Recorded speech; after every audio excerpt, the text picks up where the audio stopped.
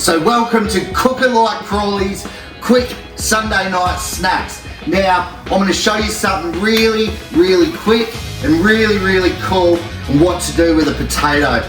Now I've got a couple of bowls, I've got some oil heating up, and I have some cracker ingredients which will absolutely make this potato sing. So what we're going to do first, we're going to give a potato a peel. Now you can cook this at home for friends, family, something to have whilst watching some sport, watching telly, and it's really bloody quick to cook. So we've got a potato here. I'm only going to show you one, and it's so quick and easy to be able to make at home. So we're just going to peel the spud, get all that skin off. Step one. How quick was that? Now we're going to make something gourmet which you'd see in a restaurant and you're going to absolutely love it. So I've got a mandolin here. Be careful when mandolining. I have taken the tips of these fingers off that many times on a mandolin. It bloody hurts. So we want to make sure the thickness is good enough to make these potato scallops.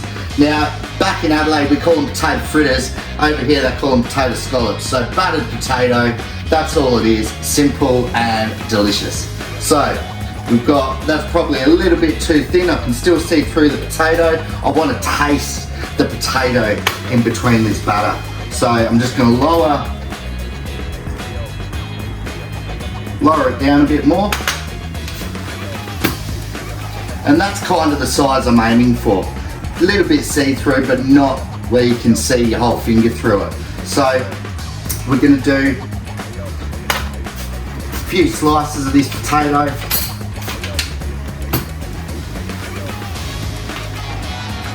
Chuck it in there. I still think we could go a little bit thicker. And I'm just going to take the end off it so it slides nice and easy through the mandolin. So that's much better. So we'll take off some slices of this potato without taking our fingers off.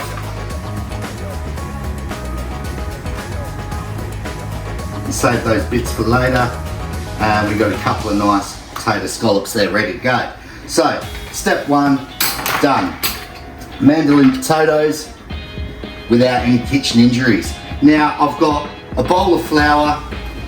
I just want to add a pinch of salt to that flour, which we'll dip our potato in first before we give it a batter. And I'm going to show you how to make the most crisp batter, and it's so easy. All we need is equal parts, and depending on how much you're making, you can do half a cup of each, or you do a cup of each. I'm going to go equal part plain flour, and then I've got some self-raising flour here. So I'm going to go equal part self-raising flour as well.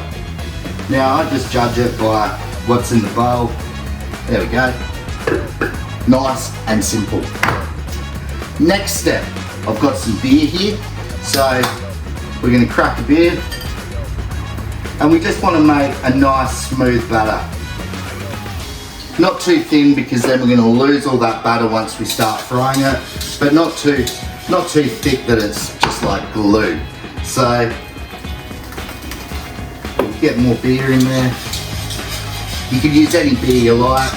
Pale ale goes very nicely. A nice crisp beer does the trick. So it's a little bit thick right now, so we're just going to add some more. Might need to crack another can, but that's okay. And there we go.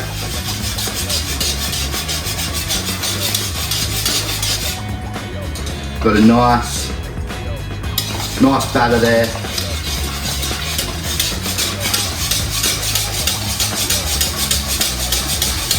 Get all those lumps out. Try not to make a mess at the same time. Cracker. So we've got all the lumps out of that. Now I think maybe we could probably go with just a touch more flour, only a slight bit of flour.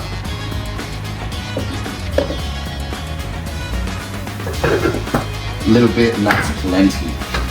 So, get that incorporated.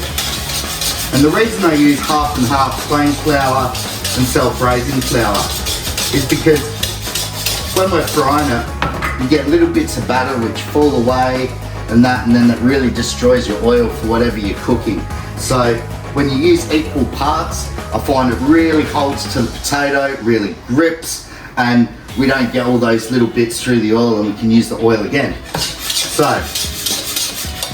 we've got that there. Now to test our oil, I've had it on a high heat.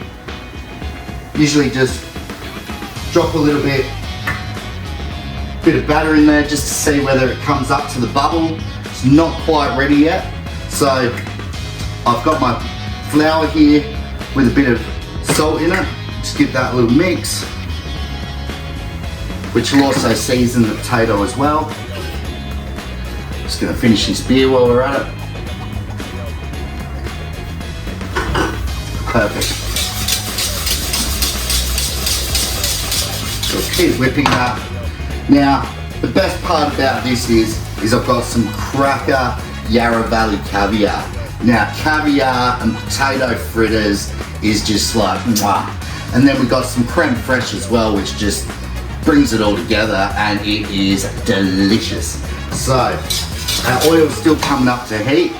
Those few potatoes, generally just drop them in a bit of water to start with. It just gets all that starchiness off the potato straight away. It's nice and clean to go into the flour, and then we can add those bits of potato into our flour, just like that. And I'll tell you what, your mates, your family, whoever you're cooking these for, even yourself, you'll really thank yourself for it because they're that delicious. So no need to go to a fish and chip shop to buy them and get home and the bag's all soggy full of oil and grease and that, and you can just make perfect fritters at home. So our potato is nicely floured, just like so, coating all that potato, beautiful. And our oil's starting to bubble, so I think we're just about at cooking temperature. Just gonna rinse my fingers, give them a dry so we don't get any water in the oil as it'll start to spit and pop and cover my t-shirt. Probably burn myself at the same time. So we've got the oil here, it's just about there, just pop that a little bit in, and that looks good to go to me. So we're going to get our potato now, we can get rid of our whisk,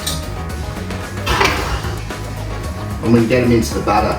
Now when we put things in batter, sometimes the batter will break away from the flour, and you really want the whole bit of potato completely battered. So if you find there's any bits that fall away, see like this, you've got a bit of flour but then you've got butter, give it another dunk until it's completely coated, otherwise it really won't fry very well. And you want these to fry perfectly all the way around, be completely coated with this beautiful beer batter. So just like so, just about there, give them all a nice flip, make sure they're nicely coated, there we go. It's just a great snack to have before dinner on a Sunday, especially if you're cooking a roast. You've got to wait a couple of hours for your roast to cook, and this just really ties you over till dinner time. So they're nicely coated. Now I'm just gonna peel some of that batter away so it's not completely claggy. It's gonna mess our oil up. Just want a nice lightly battered potato scallop, and then I'm just gonna rock it backwards and forwards until it starts to lift up, so we don't have a potato scallop that's stuck to the bottom. No one likes to be ripping it off the bottom of a fryer or a pot because it's all stuck, and it will just gently float back to the top. Now, got our second one.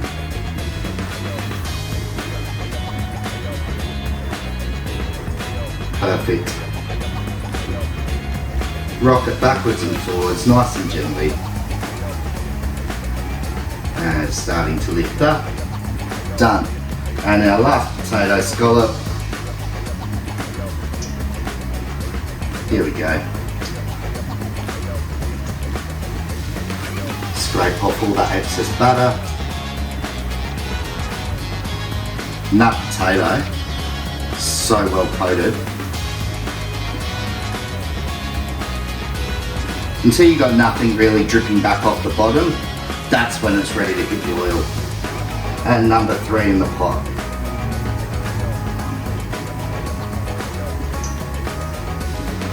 Just like that. Now we're going to cook these until they're absolutely beautiful and golden brown. They only take a couple of minutes and these will be sexy as F. So, bowl. And also remember that we can't just cook these on one side, so it is handy to just keep turning them over, giving them a little flip as they're cooking along, so both sides get the same equal amount of crispiness on the butter. And they're starting to go really nice and crisp. Beautiful. So, next step, creme fraiche. Away she goes. Bit on the floor, dogs can lick it up later. So, just gonna get a bit of that excess water off the top. And then I'm just gonna take out a nice scoop, nice little quenelle on the plate, and just gonna spread it down like so. See that? Yum. Alright, so we've got that to start with. Now, Yarra Valley caviar, they do a few different ranges down in Victoria. Absolutely cracker, pops in your mouth, nice and salty. Obviously it's not like getting your Russian caviar, but this is the next best thing here in Australia to use with this dish. I absolutely love it. So, pop the lid, and then we're going to scoop out these little popping balls. Look at those, absolutely gorgeous. And we're going to pop them on our plate. Now I've cooked these in restaurants as entrees. Usually I toss the fritter with a bit of salt, bit of vinegar, salt and vinegar fritters with nice creme fraiche and Yarra Valley caviar. Now that's a match made in heaven. So these are starting to get crispy now. Just going to give them another flip.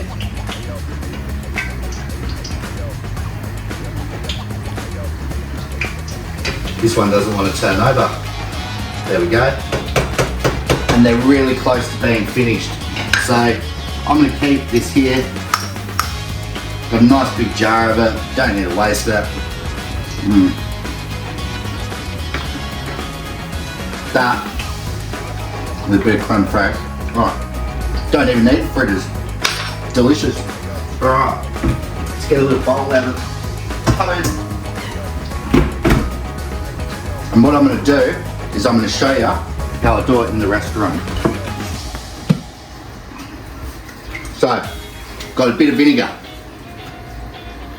Don't want much because we don't want to soak our fritters in vinegar. Otherwise they'll just be soggy and there's no point having a crispy fritter if they're soggy. So, we've got our vinegar. Got some Molson sea salt. Get it in there. Just like that. And these fritters, they ain't far off. They just need to get a little bit more golden and these are ready to eat. Cannot wait. One of my favourite things to have as a snack on a Sunday night.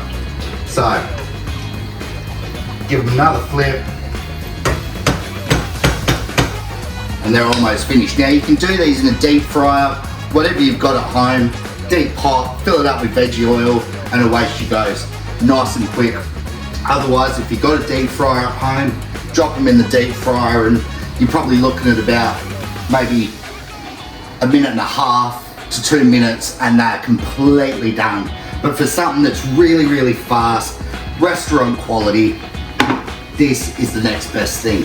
So our fritters are just about there. Can't find any tongs anywhere.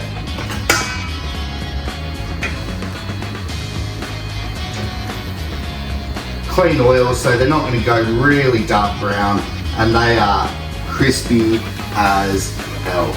So we're going to whack these into our salt and vinegar. Take a look at those. They are so crisp. So we're just going to give them a shake. Get that salt and vinegar on them. Really love the smell of vinegar. I don't know why, just absolutely love it. So, beautiful and coated, salt and vinegar potato fritters, creme fraiche, Yarra Valley caviar, nothing better.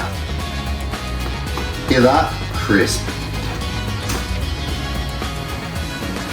And look at that, folks. Look how good that looks. Now, the next test is how good it tastes. I wish you could eat it yourself, but I've just shown you how to do it so you can do it at home. Now, all you need to do, it's going to be super hot, so you'll probably see the most funniest facial expressions once I burn myself for eating it. But, spoon of that. Think about impressing your guests if you've got guests around for a dinner party. Something light and simple, bit glam before everyone tucks into a nice hearty dinner. And oh my God, they are the best thing since sliced bread. Oh, sensational. So, if you like my Cook It Like Crawley, quick Sunday night snacks, follow my playlist, follow my links on TikTok, Instagram, Facebook. Go to Cook It Like Crawley on YouTube and you can find more of these bloody delicious 30-minute meals or quick Cook It Like Crawley snacks and enjoy. Happy Sunday, guys.